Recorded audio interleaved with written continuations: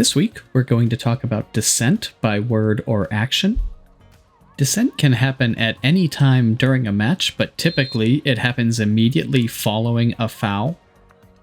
Sometimes a player, coach, or fan will say something to show their displeasure for the call, or, like in this case, a player may do something physically, like spike the ball. We'll see in a minute why that shouldn't be tolerated. We'll also talk about different strategies for how you can deal with dissent. It doesn't always have to be a yellow card, you know. The laws of the game define dissent as public protest or disagreement with a match official's decision. I'll take that a step further and say that when it becomes public, personal, or provocative, you should strongly consider a yellow card as the response. You also want to take into account, was it a quick emotional outburst versus a lengthy tirade? And be aware that dissent can come from fans, players, and coaches.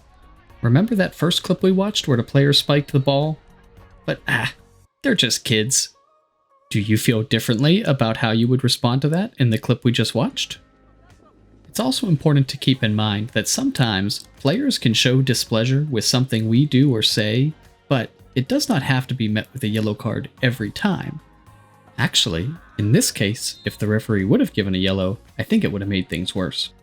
I hope you enjoyed this week's video. If you did, take a moment and click that like button, subscribe to the channel, turn notifications on, and as always, keep an eye on WPAref.com. We'll talk to you next week.